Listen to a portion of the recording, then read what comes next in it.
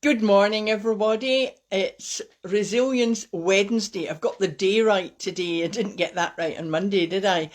So it's Wednesday, we're midweek, and it's the 27th of January, 2021.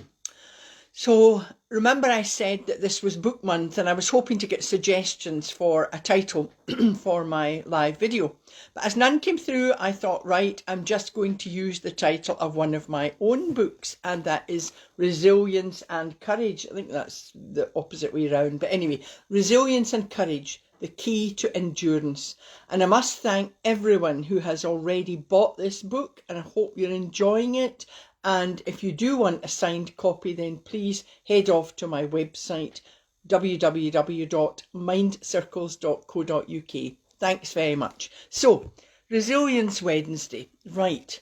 I've talked about this topic before, and possibly quite often actually, as having resilience means that you're able to, or more able to cope with what life throws at you. If you've listened to my live video, the one on Monday when I celebrated our Scottish National Bard, that was Rabbie Burns, I spoke about the kind of women that inspired Rabbie, and these were the ferocious Celtic warrior women. Wow, they had resilience in abundance. Now, you can go back and listen to Monday's video, which will maybe cheer you up, listening to some poetry being cited by me and a bit of singing. Anyway, it's on my YouTube channel as well, where all my live videos are. And of course, you can choose one you would like to listen to. And I always recommend stichomancy. Now, I've talked about that before. It just means randomly choosing something. So it's interesting that when you do that, whether it's a book or a video, or go to my YouTube channel, look through them all and think, I wonder which one I want to look at. Click on one, and you will find that it's something you need to hear about at that moment. Don't know why it happens, it just does. So what is resilience? It's the ability to bounce back in challenging, difficult times. So we are experiencing such times just now, and resilience is vital. Now, you might know people who seem to just bounce back no matter what happens to them, and you think, oh, well, they're just naturally resilient, and that isn't for me. I'm not like that. Well, that's not true. You can actually learn to be resilient. And thank you. Hello, Barbara. Just click a wee wave there. So you can learn to be resilient.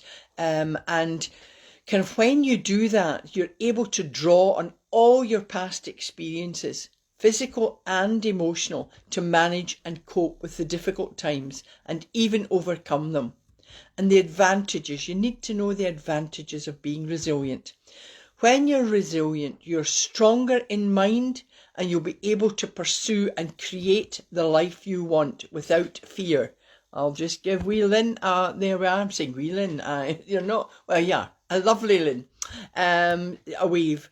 So when you're resilient, you're flexible, you're adaptable, and you see challenges as opportunities. You see beyond the difficulties, and you allow yourself to overcome them and be more open as a person. Of course, you can find out more on how to build resilience in my book, and I hope you do buy it. Please do. But here are some tips on how to improve and strengthen your resilience. The first one is accept that change happens. I mean, nothing stays the same, ever. I mean, life changes all the time. Life throws you challenges all the time. You'll be challenged by external obstacles, and I'm being challenged just now by something in my eye. Sorry, right, I need to continue. Probably a hair. So life throws challenges at you all the time. You'll be challenged externally by obstacles, but also internal challenges. That's the way you feel about something, the way you behave, and so on. Instead of constantly worrying about this, learn to tell yourself, tell that little inner voice that you have, that you're capable of being resilient. You have the capability of facing the challenges with determination and confidence. And you can do that through the affirmations, which I'll talk about shortly. The next tip is dump the negative thinking. Now, I've said this often, and many of you continue to say, oh, I can't do that, I can't do that. Well, of course, that's the difficulty. Turn this I can't into I can. Now, I know it's impossible to be positive all the time, but a way of turning things around is when you think negative thoughts, don't let them get to you. Don't start that I can't. Take positive action. When you're negative thoughts and you start fearing the worst, all you're doing is worrying yourself so much you get stressed and anxious, and you'll just feel dreadful. So you might think, by focusing on all that can go wrong, that somehow if you're thinking about all these things that can go wrong, you might be thinking, oh well, I'll be able to find a solution because I'm thinking all these worrying thoughts. Well, actually, it doesn't happen. You won't find a solution by dwelling on the negative. Instead, focus on taking positive action. So, one of the things you can do is changing your mindset. So when you've got all these worries and you're going, oh, I can't, just immediately take positive action by saying, I can. And I can do this with determination and confidence. And you can also think of something to look forward to, or something calming, like going for a walk outside, take some exercise. I recommend, of course, my ABC. It just slows you down. The A for positive affirmation, your B for breathing. Remember the effective breathing in through the nose, hold and then exhale. Just gives you that time out and it calms and relaxes you. And then C for creative imagination. Do something creative. I've said it before, creativity builds resilience. The next tip is to be self-aware. Now that's about knowing yourself inside and out, and it can be very scary because the tendency is that we always look at our failings, we look at our weaknesses, and this is where you should have your achievement board, your inspiration board. I've said it before, you should have that where you can see it. I can just look up just now and I've got mine just behind my computer, and it reminds me of what I've achieved. Now, it can be the smallest thing. It's not something huge. Some people think, oh, if I don't achieve, I don't know, climbing Mount Kilimanjaro. It's not that. It's about achieving. It might be just to get out of bed this morning. We've got many people are so depressed and they don't know what to do. So if they achieve getting out of bed, maybe going for a short walk, that's wonderful. And praise yourself for doing that. And remember, I talked about Anthony Hopkins, who gave a talk to a graduates at one of the universities. And remember his words: believe, believe, believe. And he said, even if you don't believe, say it often. Say it often as your affirmation. And I believe, and make it into a sentence like, I believe I can.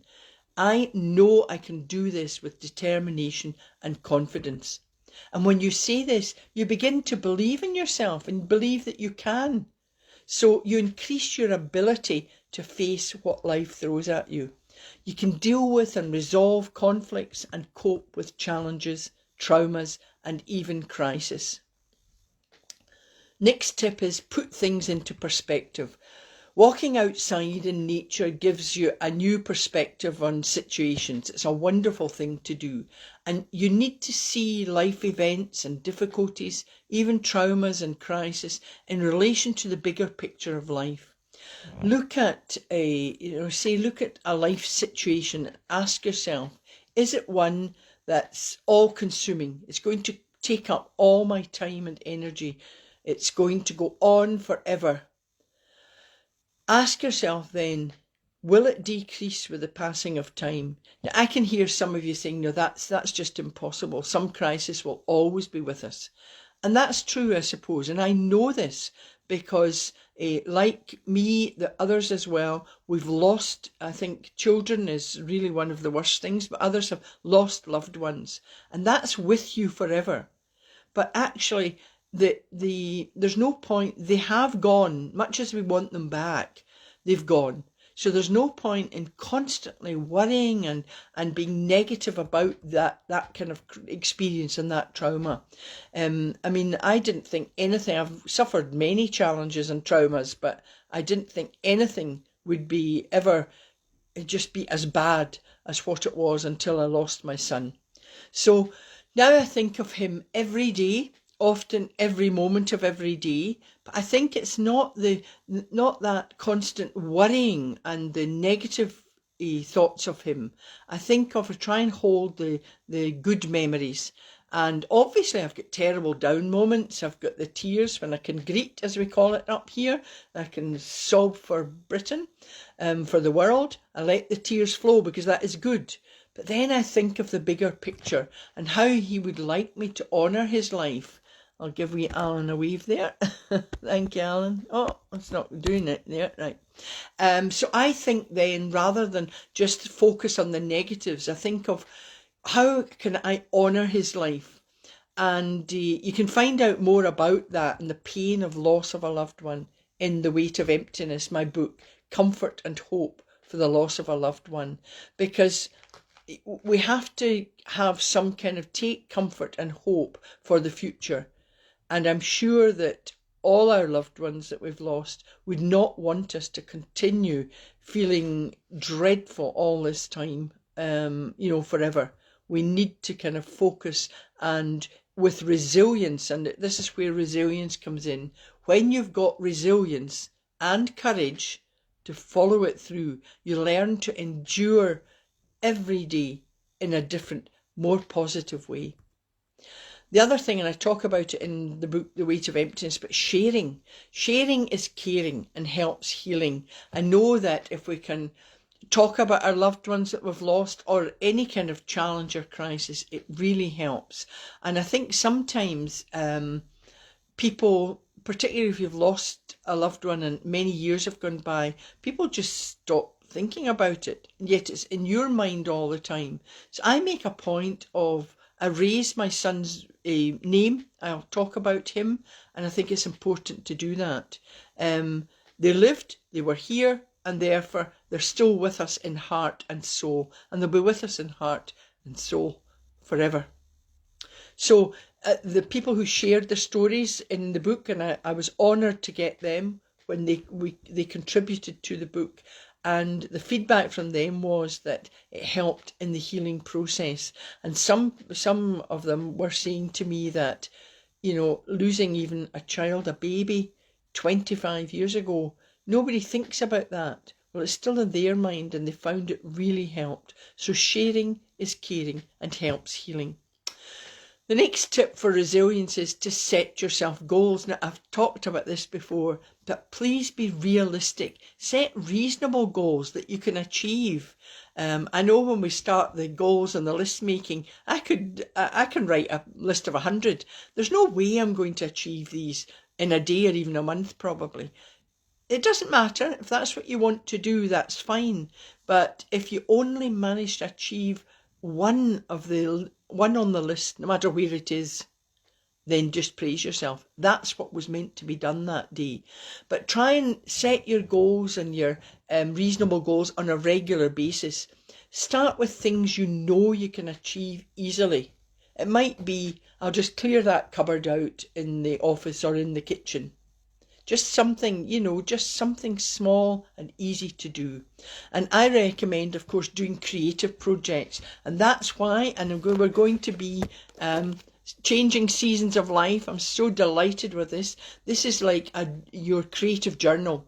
And I wrote this with, it's prose by me, there's some poetry by me, there's a couple by Bruce, and Danielle McGregor, who's written her poems. And it's a wonderful, really, some of the stories, they're very abstract. And the reason I did them abstract was to get your creative juices flowing. Now, in the book, there's pages for designing your own inspiration well-being mind map. That's up to you, blank pages. Write what you want. doodle, draw, paint, it doesn't matter. There's also a page for a gratitude list, so a page for your health goals and your life goals, whatever you want. This is for you, and it's for your eyes only. You don't need to share it with anyone else. And you do it for fun and enjoyment, and you immediately feel good. So helping others really just also makes you feel good. So the setting of goals, I think, can be complex, and that's why in the book I let's put these pages in, because setting goals takes planning, and these pages, like the mind map, your well-being map, you draw up your own and make fun and enjoy it. There are pages also on a gratitude lists and so on. So having these pages helps you create your life plan, and by doing this you build resilience. You can look and reflect on what you've written later. I know that some of the stories in the book I wrote about 20 years ago, and actually I had to I'd kept them all, fortunately, handwritten. I had about 400 stories, and when I was reading through some of them I thought, oh, who wrote that? It's interesting when you look back at what you write, you can sort of catch yourself and go, was that me? Or was that someone else? So when you do this though, this planning, it helps you to know what action to take. And taking action means you're taking control. You're facing life problems and issues head on. And it lets you know that you're in charge no matter the outcome. Because some of the things, we don't know the outcome of certain things. We don't know what's round the corner. The next tip is keep and maintain hope. Now, again, I think I did a podcast on the episode, but I did also a video on this. You can look back on that one. But when you remain hopeful, you keep moving forward in a positive way. Some things will work out, others might not. But when you keep and maintain hope, you've got the opportunity to reflect on the hard times and find out, what did I learn from that? What was it that I was supposed to learn? And if I didn't, another hard time will probably come along. I know that I've said it often that my greatest strengths come from my greatest challenges. And so you can see your challenges then as opportunities. And of course, laughter. Find a funny moment in every day. Humour really lights up life. And even in my book, The Weight of Emptiness, I brought in humorous moments. Some of them kind of maybe black humour, but I know my son would love these. I could just hear him laughing as I was writing them. Surround yourself, another tip, surround yourself with positive people. They raise you up, they cheer you up, they give you reassurance, and they help you increase your resilience. Now, I've said it before, it's very difficult to maybe, if you're living with someone or close to someone who's negative, that can be very difficult, and you can't change them. You can only change yourself. I mean, I have tried to change. I know people who are glass empty, not even glass half full, and trying to say to them, look, just turn this around, say I can. And the first words out of their mouth are often, oh, I can't. So until they ditch this negative I can't, there's kind of, I need to leave it up to them, much as it frustrates me. But if you're living with someone with negativity, then take yourself off to the little room and just take a moment and breathe. Just take 3. This eye is actually annoying me. I've got a contact lens, something's got under it. Really sorry about that. These things happen. So I just need to go, it's fine. My eye is fine. And I'm just continuing now. So just take yourself for a few moments. Don't get embroiled in the negativity, difficult though it can be. And just affirm, I feel good, I am positive. Take your deep breath and just imagine you're in a wonderful place. And I'm going to do what's called the star breath meditation, which I actually found in Bruce's book of poetry. And it's when you're really hung up about something, it really helps. Another tip, of course, is be kind to yourself. Now, I know that it's quite a difficult one for people, and that's partly because they've maybe grown up with past conditioning or labelling, saying, stop you thinking, looking after yourself, being selfish. No, you're thinking about yourself all the time.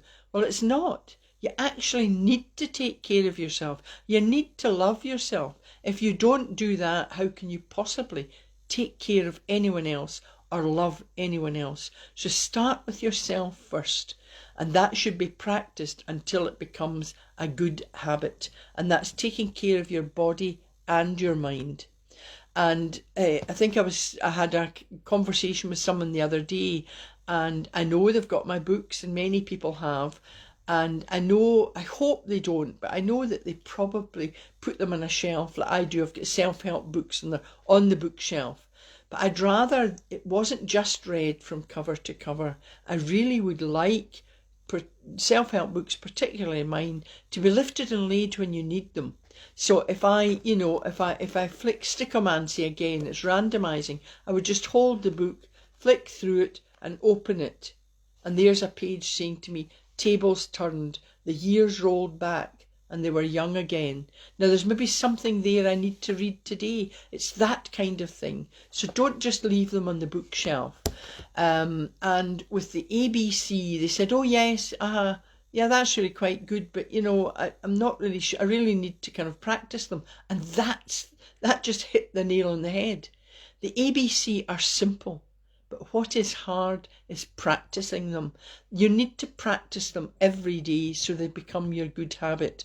And I was thinking, should I do like a daily 2-minute at, I don't know, 7 in the morning or, I don't know what time, but just we could all get together. It's like maybe when we're not be brushing our teeth, but, it's just to say to people, you need to be doing this every morning and every night if you can.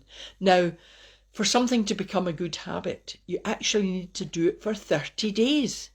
And people go, oh yeah, that's fine, I'll be able to do that. But the catch, there's always a catch. The catch is if you don't do it, if you miss one day, you have to start that 30 days again. That's what's difficult. So that's how you need to create a good habit. Practice for 30 days, but don't miss a day. And I do practice these every day, but in a moment of crisis, I know I can feel myself maybe not managing, and I will get messages from some of you to say, remember your own tip, go and take a deep breath and do your affirmations. So we all need to have, I call my Mind Circles ABC, I call it like a friend on the shoulder. It's, yes, if we're really in the depths of despair, we need professional help perhaps, but everyone, I believe, needs something every day. And that's what I like to think. I'm like a friend on the shoulder. So that's your little fairy, your angel or whatever, on the shoulder, egging you on, saying, have you done your ABC today? So for today, the words, the affirmation, remember the 3 Ps. It's the personal, positive and present or past tense. And it would be, I am positive. I am resilient. I believe I can, or just simply, I can. And you can add your own bit to it. I believe I can pass that exam, or I believe, make up your own. The B is the breathing, remember? And that calms, relaxes, but also energizes. And we need to increase the capacity of our lungs at the moment, particularly in light of this pandemic that's going on and is still ongoing. So we need to do that. And then I thought we'd do the star breath.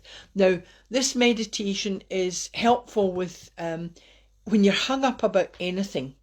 And I know that people can get hung up on the negatives. Oh, I can't. I'm really down. I feel myself sort of getting down to the desktop here. So you need to turn that around, and this can help.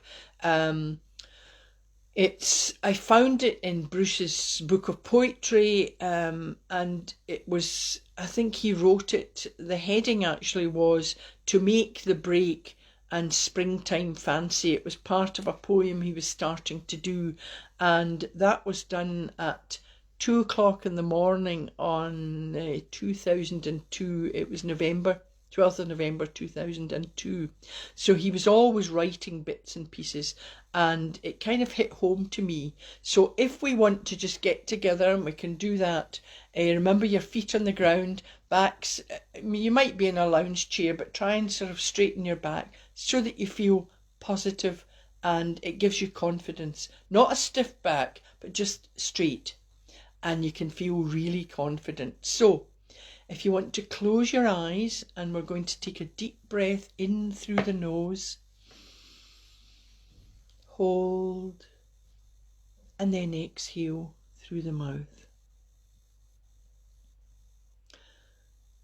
Now I want you to imagine an indigo sky full of stars, silver stars, twinkling stars. Now I want you to choose one of the stars as your star. This star belongs to you. Now once you have found your star, you can use this every time you carry out this star breath process. Every time you feel you're getting too hung up in something, no matter what that is. Now choose the colour of your star, the colour that you need for healing. Now for the mind, a wonderful colour is a kind of purple indigo, or that kind of, just an indigo colour, purpley colour. That's wonderful if you want to heal the mind. But choose whatever colour you want that star to be. It's your star. Now just imagine the rays of that star. They're broad and they're powerful. Imagine these rays all around you. It's enveloping you with its colour. Breathe in the colour and feel it flow through your body and mind, healing you as you breathe it in. Imagine the strength flowing into your body and mind.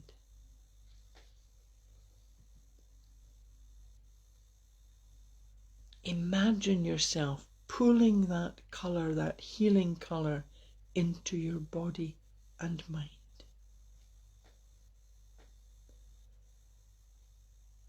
Feel it flow through your body and mind. Breathe in again through your nose and feel the power flow into your mind and body. Hold and then exhale.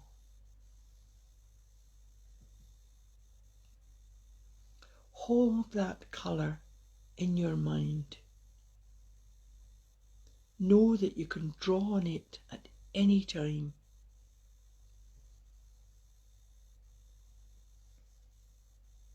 Now take a deep breath in through the nose to the count of 3. 1, 2, 3.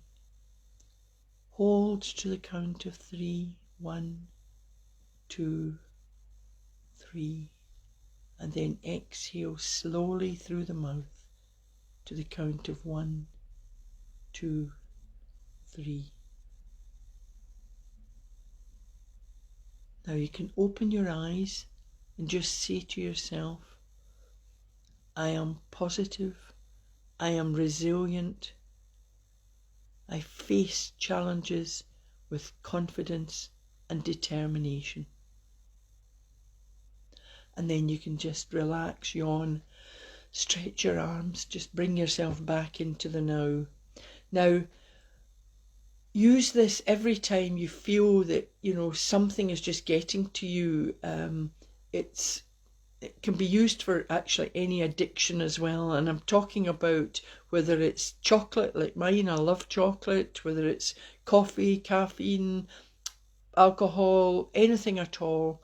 But, and this feeling of negativity all the time, which lots of people go around just feeling negative all the time.